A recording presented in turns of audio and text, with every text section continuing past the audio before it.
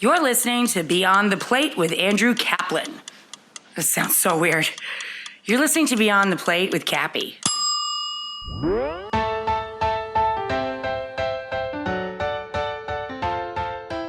Season 3 of Beyond the Plate is presented by Martin's Famous Potato Rolls. Hey everyone, this is Cappy and you're listening to Beyond the Plate, a podcast where I sit down with the world's culinary elite to explore their journey with food and their passion for giving back. Every episode we share inspiring stories of what it means to be in today's hospitality industry. As you know, this season we welcome a group of celebrities that have a connection to the world of food. Whether they host a food show, have a cookbook, or simply give back through food, we're excited to have them join us on Beyond the Plate. So here's what's going down this week. It's a short break in the action with a bonus episode, but this one's going down a little different than previous season's bonus episodes, if you're familiar with them. See, we started Beyond the Plate, as you probably know, because we know there's more to a chef than the food you eat in their restaurant, and in this season's case, there's more to a celebrity than the role that you may see them play on TV. In Season 2, Episode 13, we talked with Julie Martin from famed Martin's Famous Potato Rolls. We learned some fun and inspiring behind-the-scenes stories as well as how Martin's is prioritizing social impact within their company. So there's also more to a company than the product of theirs you purchase. If you haven't had a chance to listen to that episode, be sure to check it out. Okay, you may have noticed that in my shout-outs to Martin's during each episode, I like to share how I use their product or somewhere I've had it. So for this episode, we're taking it one step further. I'm going to literally be in the kitchen, in your ear, cooking a dish using a Martin's Famous Potato Roll. Think of it as a cook-along. I'll be taking you step by step through the recipe in real time. You'll get some tips and tricks along the way and hopefully up your cooking game just a little bit, or at least add another recipe to your repertoire. Don't worry too much about timing here, because as I said, I'll literally be cooking this along with you. I'll keep you on track, timing, what to do when, all that good stuff. Since not all stoves are created equal, if you get caught up or in a little bind, just hit pause. No need to read a recipe, we've got this. Don't take it too seriously and have some fun. Follow along with me, and at the end of the episode, we're gonna have made something delicious together. Speaking of the recipe, you can totally keep listening to this episode if you'd like, but I would encourage you to go to beyondtheplatepodcast.com. You'll find the recipe I created. It's a spicy Korean sloppy joe with quick pickled carrots and sesame slaw. So, buy those ingredients if you don't already have them at home, do a little prep, and cook along with me in your own kitchen. I chose sloppy joe because Martin's are the perfect vessel for a sloppy joe, the soft, pillowy, light texture of their roll. This is a delicious recipe. I think there's 100 different ways to make a sloppy joe, probably more, and many different things to do with Martin's products, but I truly think that it's the perfect roll for a sloppy joe.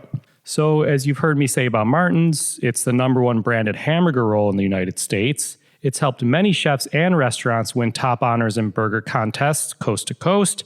And yet, as perfect as this roll is for a burger, it's great for this recipe. But it also works for pulled pork, veggie burgers, PB&J, whatever your heart desires. Little tidbit here, Martin's calls them sandwich potato rolls because they are not only for burgers, hence they're not called Martin's hamburger buns. Anyhow, keep listening, get hungry, or give it a pause to grab the recipe, gather your ingredients, come join me in the kitchen. We good?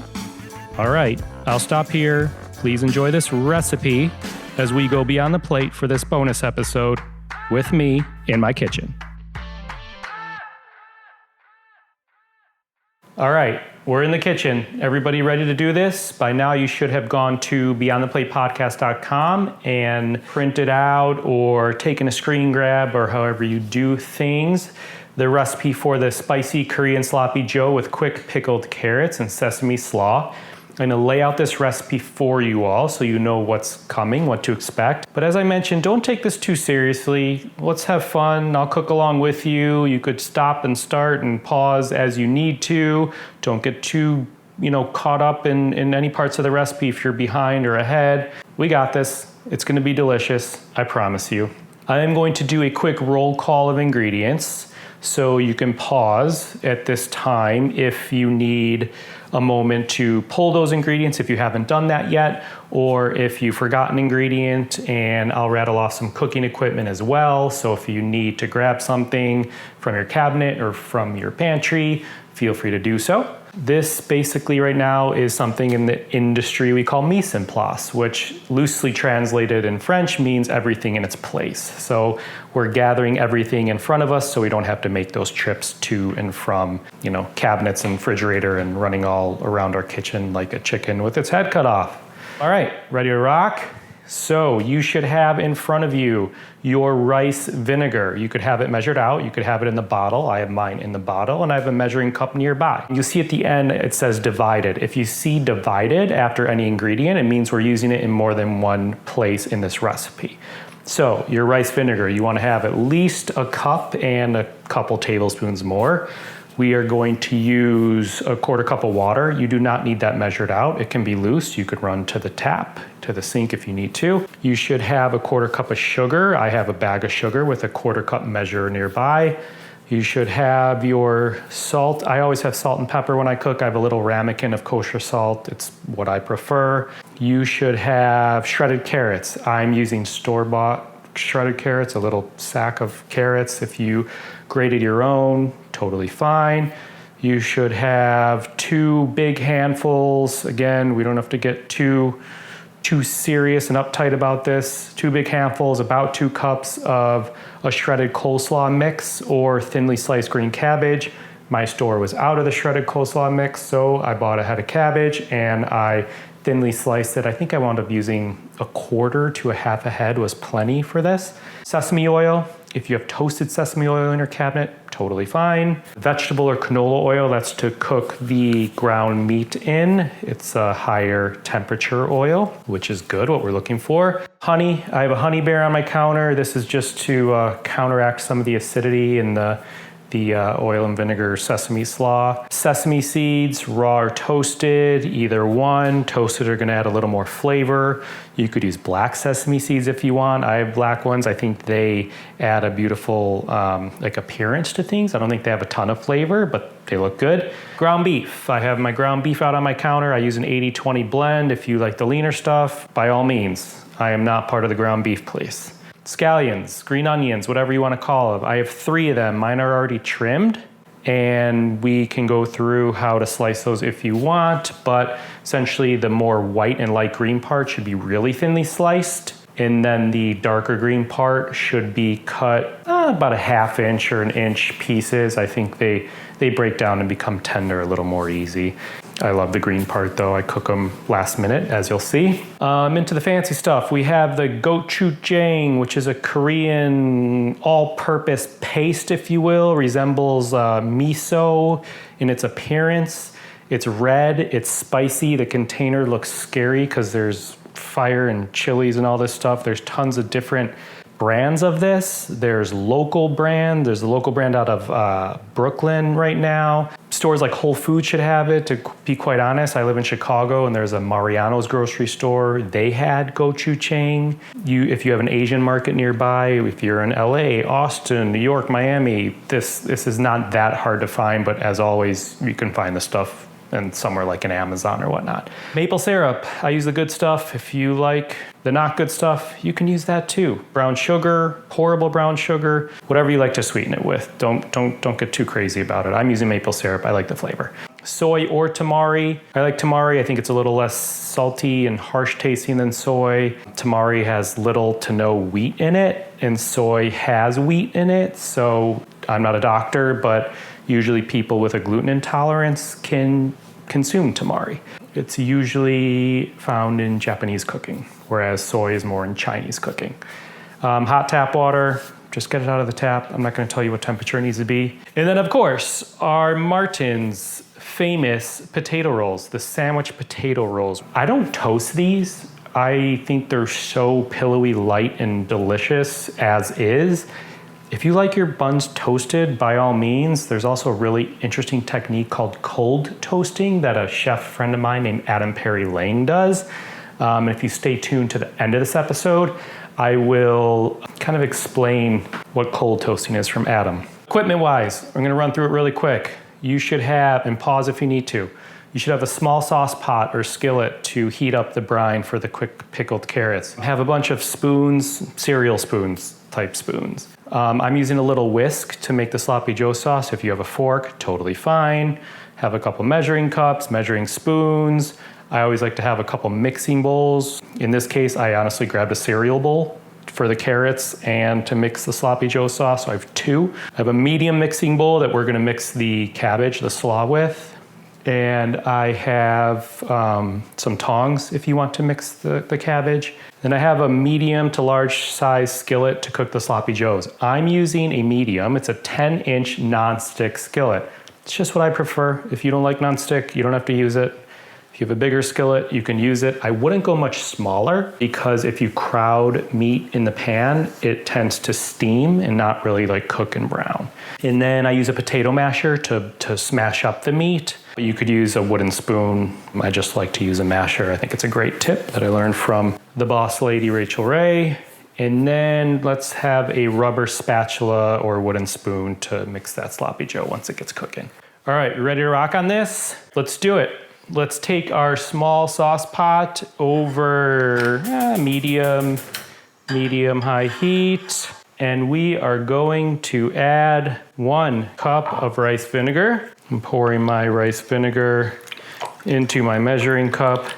Hence you hear the glug glug, but I really should be taking that topper off because it should come off. I'm gonna pour that rice vinegar into the pot. I am going to add in the 1/4 cup of water, getting that from my sink into the pot. And get all this stuff out of the way as you're cooking. Let's, we're clean here. People always ask how I don't make a mess. I try and kind of clean as I go, put things aside.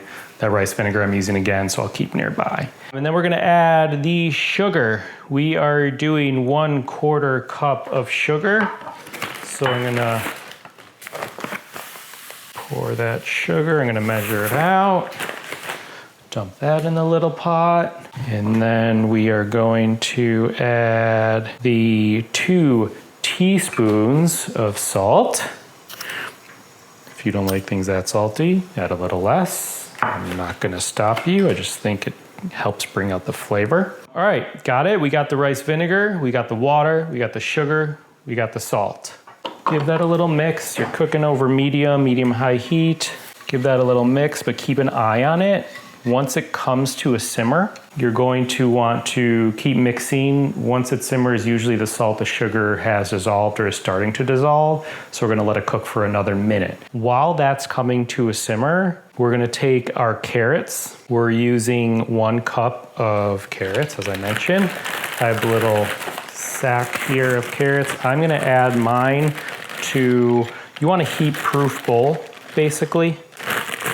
It could be a glass bowl.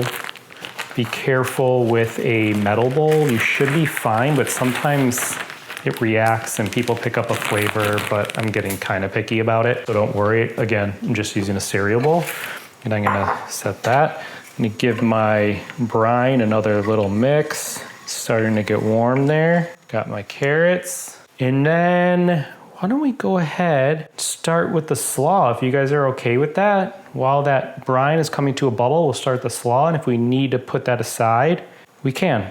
How's that? So for that sesame slaw, let's add 2 big handfuls of cabbage into a mixing bowl.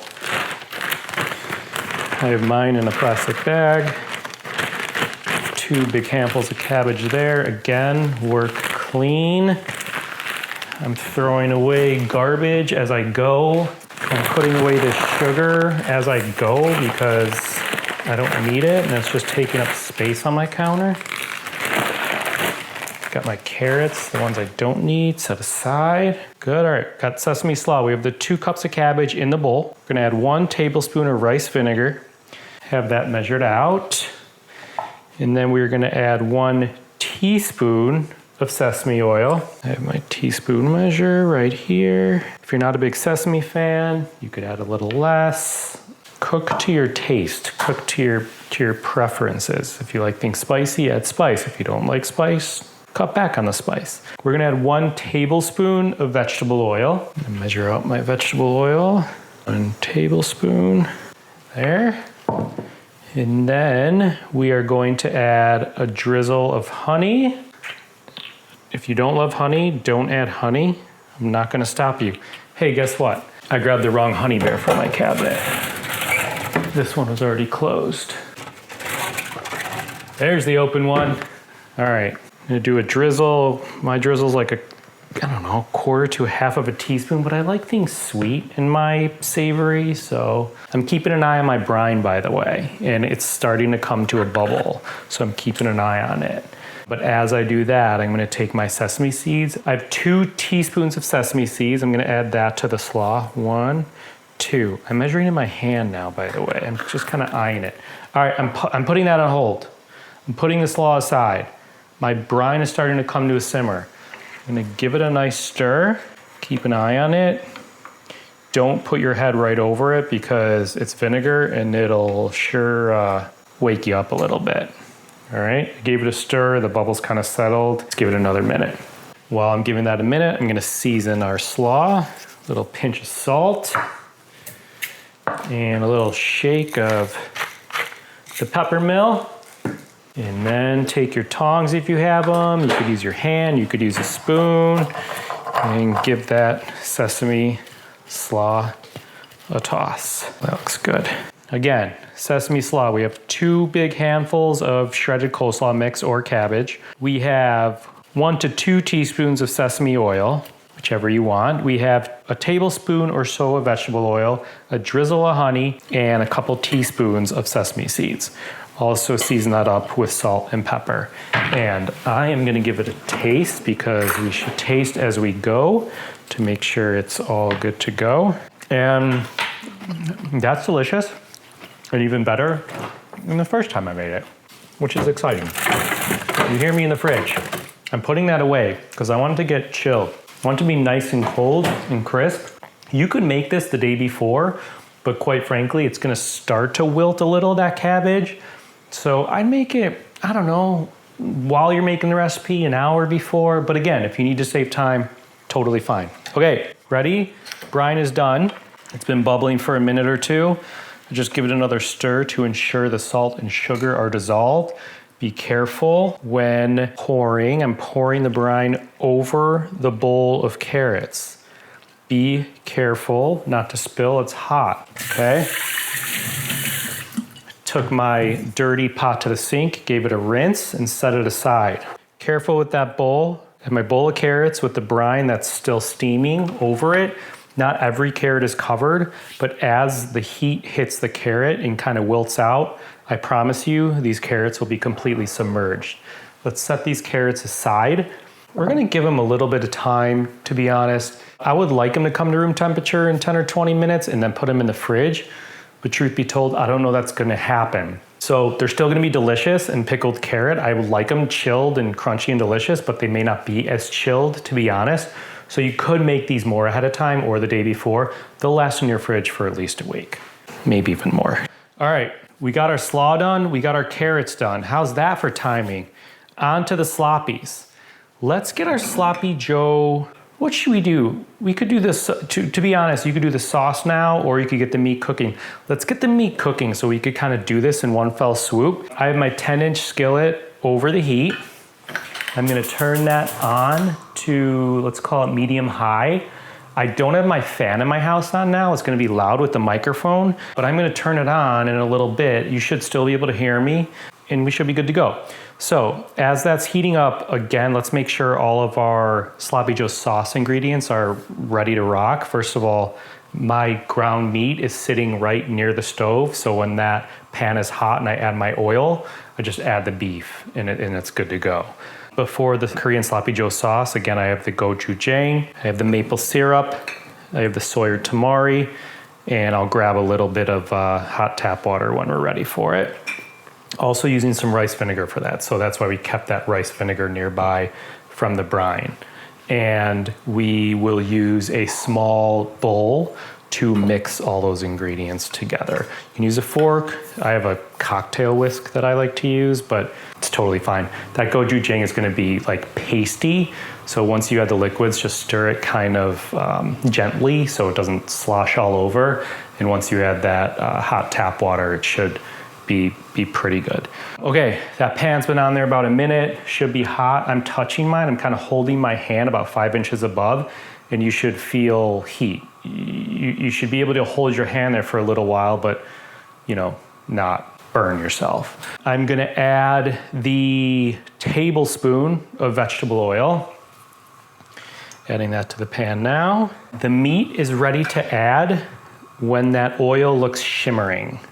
Does that make sense? You'll see the oil start to move around the pan and look shimmering, and that's when you know the meat is ready to add. So, I have my pound of ground beef. Mine is 80%, let's say 80% lean, 20% fat. I'm gonna add that to the pan very carefully. Hear that sizzle? Okay, so here's what I do with ground meat. If I'm not wearing gloves, quick wash of my hands if I touched it.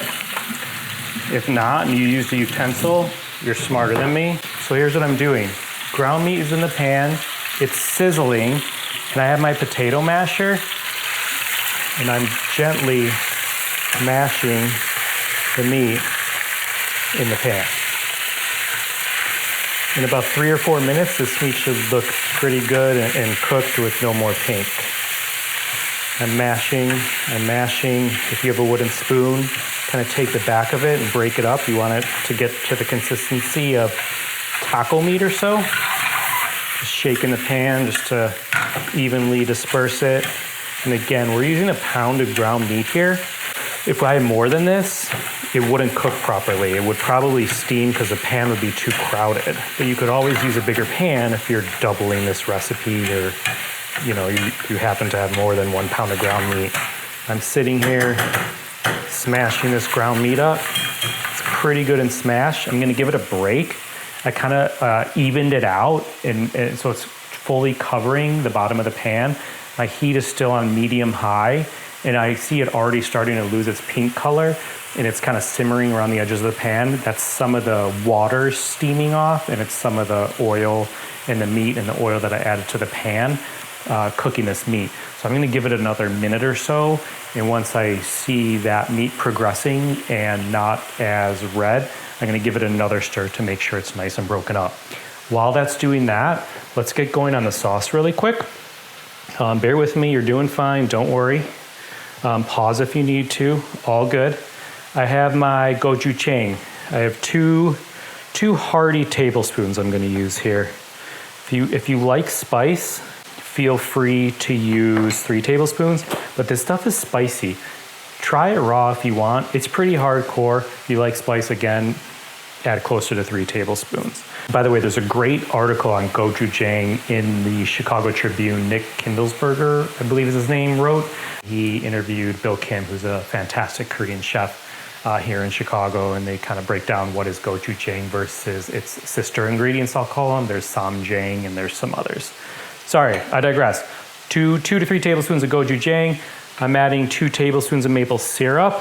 You can measure this, you can have it pre-measured. Honestly, I'm loosely pouring because I like to think I have a decent eye when I pour. I wouldn't do that if I was baking. Anyhow, maple syrup.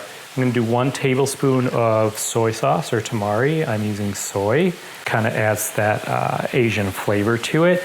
And then this is where you add your 2 tablespoons of hot tap water. So as you can hear, I'm at the sink and I have my 2 tablespoons of hot tap water and I'm adding that in.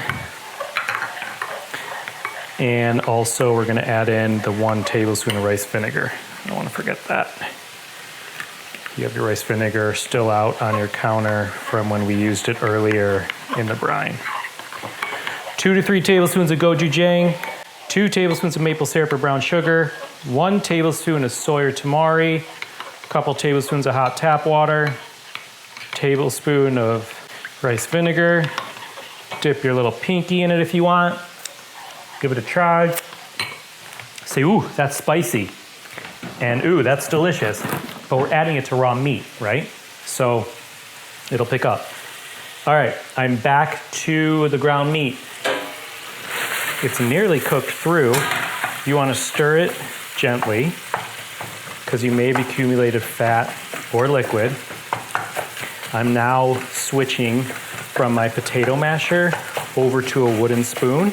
And if you could hear, I'm kind of just busting all this meat up. And as I bust it up, it's almost looking like it's all fully cooked. You'll notice I haven't seasoned this yet. Each to their own. Some people season right at the beginning, which is normal with like you're cooking a steak or a chicken or something like that. But for ground meat, some people say it draws out the moisture too early. And I agree with that. I mean, you're not going to screw up the recipe if you do season it early. But I'm now tossing this around and mixing it. And I think I'm going to season it now. So I'm going to season it with my salt and pepper. Salt is not to make things salty. Salt is to draw out flavor. It's also going to help this ground meat draw a little bit of a crust, if you will. So I have some salt in my hand. I'm kind of sprinkling it over the meat, kind of evenly, not a ton, just to make it rain a little bit. And then I have about 6 turns of a pepper mill. That's not precise, it's just what I did. And then I'm going to toss this meat again, and I'm going to leave it hang out for a couple more minutes till we're ready to rock. Now, if you have not sliced your scallions like the recipe says, you could go ahead and do that now. Again, the whites and light green parts should be super thinly sliced because we're going to add that to the meat and let it cook out for a minute or so. They're a little more harsh oniony flavor. And then the darker green parts, I've cut on a bias about, a ½ inch or so, and we'll add those at the weigh end because those will break down. All right, I think we're good. We have our slaws in the fridge. I'm taking the carrots and I'm now going to move those to the fridge very gently because they're still hot. They've cooled down a little, but they're still steaming a little, but we'll get that going a little quicker. We have our sloppy joe sauce, and as I told you, be careful when mixing it so it doesn't slosh around. What happened with mine, I wasn't careful and it sloshed around. It's on my counter, but I'm going to wipe it up. Let's do a quick counter check to clean up a little. I have a couple measuring cups and spoons. I'm going to move that over to the sink, stack it nicely. My rice vinegar bottle, I'm done with that. I'm going to put my sugar away because I'm done with that. This is how I clean as I go, peeps. Everyone says, how do you keep such a clean kitchen? I'm cleaning as I go. I have it down a minute or 30 seconds. I've cleared off like half of my counter right now. Put my honey away. Sesame oil I'm going to leave out because I'm going to use that at the end. I'm going to put my maple syrup away and soy. You are more than welcome to keep those things out because once you mix the sloppy joe, you may say, actually, I want it a little more sweet, and you could add more maple syrup. I'm going to put my gochujang away. I'm going to put that in the fridge. It lasts a pretty long time, but if you go to an Asian market, ask them how long it keeps in the fridge. I have my measuring spoon. That's going away. I have a couple random paper towels. I use way too many paper towels, so those are being thrown away. Good, I'm coming back to my meat now. Hear it crackling and sizzling. Oh, that's deliciousness. So you don't have to do this, but I always like to taste everything as I go. So I am going to grab a spoon that I use for cereal or soup or whatnot. I'm just going to taste a little piece of beef. It's cooked. I want to make sure it's seasoned properly because we're adding this flavorful liquid, the sauce, but you still want to make sure this beef is well seasoned and tastes like something. So I added a little more sprinkle of salt, not to make it salty, but just so that sloppy joe sauce has something to work with. Cool? And you guys know your stoves. You know how long it takes to cook something or brown something. All right, meat has been browned and it's slightly crisp, getting crisp. I'm hearing that crackly noise. I'm now going to add in the scallion whites. So I'm going to lift those off the cutting board onto my hand, into the pan. I drop some on the floor, as I usually do, and I found them. So when my wife comes home, she doesn't say, why is there scallion on the floor? All right, scallion's on the pan. I'm going to give that a stir.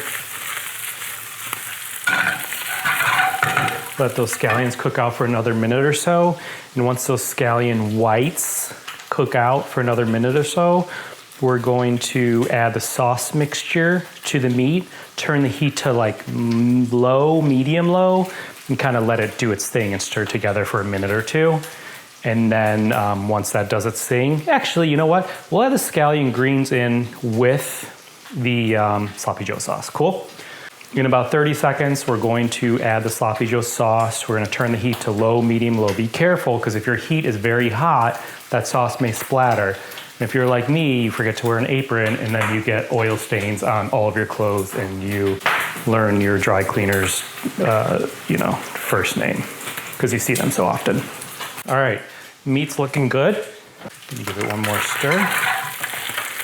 Ooh, it's starting to snap and crackle. Getting nice and brown, the good stuff. I'm actually gonna turn my heat to low right now, and I'm gonna add the sauce. It looks so good. Add that sauce in. See, it's coming to life a little bit. You guys hear that? Adding that bowl to the sink so I don't leave it hanging somewhere random. I'm adding those scallion greens to the pan. And I'm mixing everything together. Mixing, mixing, mixing. Mixing, mixing, mixing.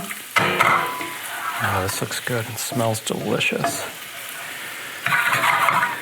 There's one more thing to add. It's kind of like a finishing touch. I'm gonna let that cook out for just like a minute to let it come together. All right, starting to get nice and warm.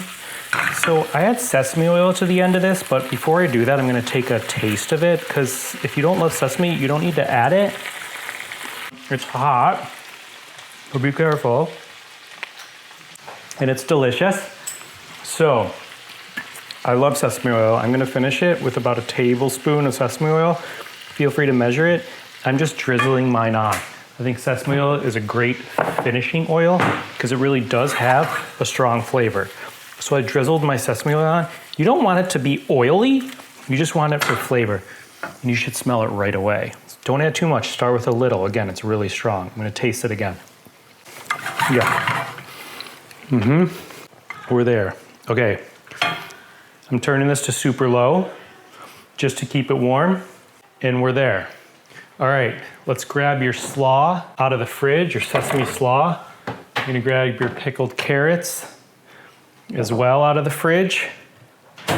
So you're ready to go. Sloppies are keeping warm.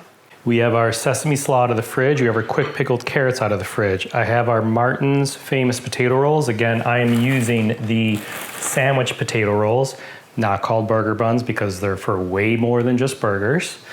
Ready to plate up, okay? Bring your pan over to your dish, or bring your dish over to your pan, whatever you choose.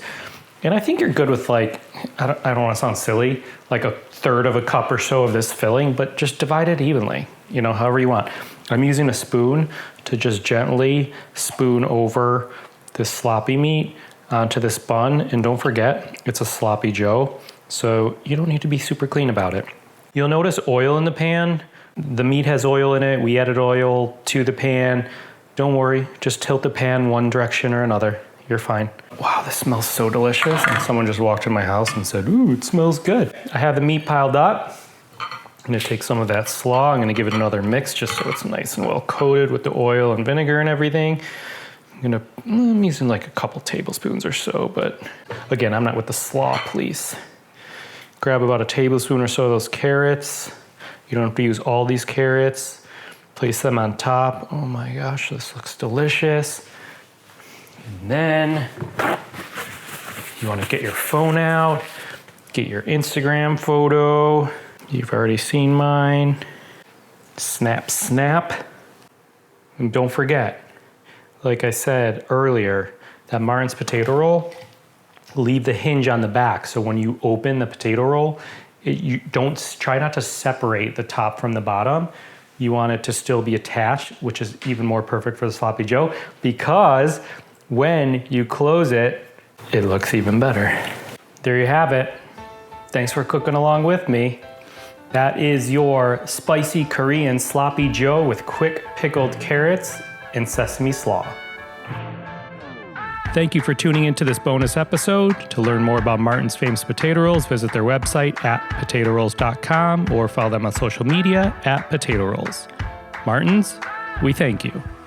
This episode was produced by myself along with Ian Cohen, Joel Yeaton, and Shant Petrosian.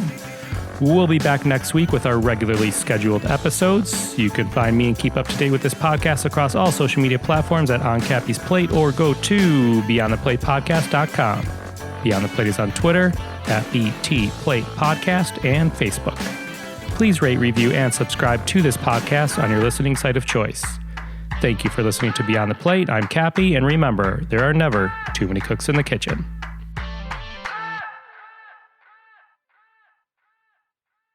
All right, folks, I'm just giving you this is kind of a little bonus to the bonus. A note on cold toasting by Chef Adam Perry Lang of APL Restaurant in Los Angeles. I've known Adam for quite some time, and he contributed a great essay to Rachel Ray's Book of Burger cookbook.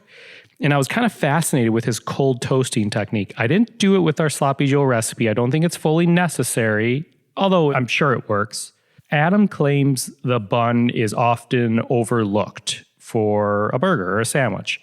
Usually it's noticed when it's stale and tough or becomes a soppy mess, and he's right, let's be honest. But he goes on in this essay to talk about the consistency of a roll and the mouthfeel of it and the chew of it. And he says when you bite through a burger in the perfect bun, the result should be like looking at a cartoon image of a California surfer's board that has been expertly bitten by a shark. You should get a clear, precise bite with no shifting of ingredients. So he says when choosing the right bun for his burger, there's 3 possible options. He says the potato roll is his first personal choice. And then there's the enriched white roll. And then there's a light version of a brioche roll. He says the first 2 are pure nostalgia for him. Perfect match to supporting a great hamburger. He looks at the bun like a supporting actor, the co-star in a movie, the role. No pun intended, haha. The role it plays, it needs to be great, is what he's saying. So the texture is very important, and I agree. And when a bun choice is too hard or chewy, he says, quote unquote, backsliding occurs. Backsliding is a term used to describe the shift of the burger and accompaniments, and the resulting slide out of the back of the bun is one of the most heartbreaking moments for Adam. And folks, this is why I love Shake Shack, because they leave that bun still hinged so nothing slides out the back of their burger. So what he does to enhance the bun, he cold toasts them. What does this mean? Cold toasting is a term that Adam made up to describe pre-preparing the rolls. It's a technique that creates another texture and enhances the complete burger taste. Cold toasting also helps defend against soppiness in a bun. So to cold toast, he lightly and evenly butters the roll, and then he griddle toasts the buns until they're golden and lightly crisp. He then removes them from the pan, lets them cool to room temperature. And this method kind of helps the roll maintain a moisture-resistant, not moisture-proof, he says, defense, especially helpful if you're serving a lot of wet ingredients with the burger, sauces, wet lettuce, things like that. Anyhow, he uses butter to cold toast the rolls. He says it's key in preparing the hamburger because it provides this protective layer against the moisture once the burger and the wet toppings and all that stuff is added to the bun. So cold toasting is also something you could do ahead of time, as he mentioned, leaving you more time to hang out with your friends if you're entertaining. To Adam, saucy condiments are the bun's worst enemy. For your burger to shine, he says, the subtle co-starring support of a well-chosen and well-prepared bun can make all the difference. I love how Adam geeks out on all food. Long story short, cold toasting, butter, lightly, evenly coat both sides of the Martin's bun, the top and the bottom, griddle toast, maybe medium-low, medium, until they're nice and golden brown and toasted, remove, let cool, Dunzo. Try it out next time you're making a burger at home. Cold toasting, a bonus to the bonus. Thank you, Adam Perry Lang.